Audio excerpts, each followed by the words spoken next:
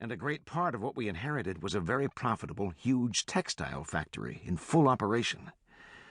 My father made it still bigger and more profitable. When he died, I took control of it. But I had very bad luck. Everything went wrong, explained Jim. So, what exactly happened? Asked Max. For quite some time I made no changes, since things seemed to be going fine.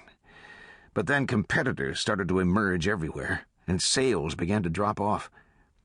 Our product was the best there was, so I was hoping our customers would see that our competitors' product, though cheaper, was inferior. But our customers knew nothing about cloth or fabrics. If they had, they would have understood that our product was better. But they kept choosing the products of the newer, trendier companies. Jim took a deep breath. Remembering all that was not easy. Max kept quiet. He didn't know what to say. Jim continued. I lost a lot of money, but the business was still in operation.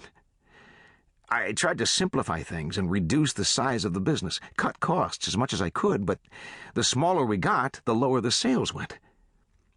We considered creating a new brand, but couldn't find the backers to invest in it. The market wanted foreign brands. That didn't leave me too many options. I thought about opening a chain of my own stores and researched it for almost a year. When we finally did, I wasn't able to cover the cost of the stores. Sales just weren't high enough. I started to default on my loan payments. So I had to sell the factory, the land, my house, all my property.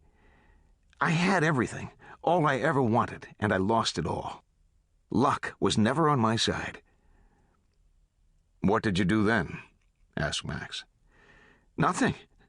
I didn't know what to do. All the people who had been on my side were now walking away. Even my wife left me. I'd ruined that relationship, too. I went from one job to the next, but couldn't fit in.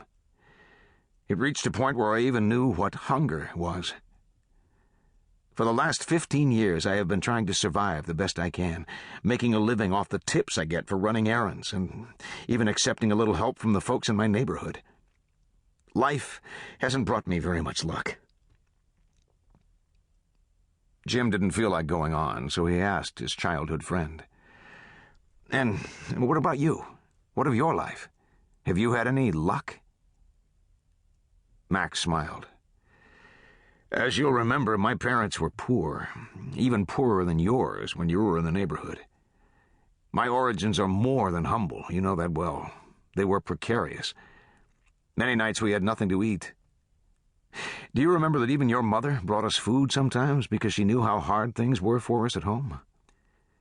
I think you also know I wasn't able to go to school. I just studied in the so-called college of life. I started working when I was 10, just after you and your family disappeared so mysteriously. Max continued. I started washing cars. Then I got a job in a luxury hotel as a bellboy. Later I got promoted and worked as a doorman at several luxury hotels. When I was 22, I took a big chance. What did you do? Asked Jim with some curiosity. I bought a small workshop that was about to close. I bought it with a loan and all the savings I had at the time. It was a workshop that made leather bags. I had seen all kinds of bags at the restaurants and fancy hotels where I'd worked, so I knew what the rich liked. I just had to make what I had carried so many times in my hands as a bellboy. Max went on. At first I had to make the bags and sell them at the same time.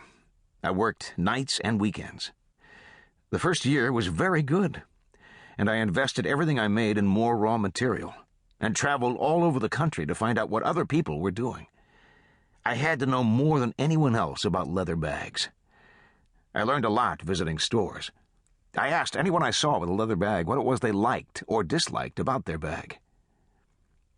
Max remembered with passion those first years. He continued, Sales started to go up. For 10 years, I reinvested everything I made. I looked for new opportunities where I thought they could be found. Each year, I modified the bags that sold best, always improving their design.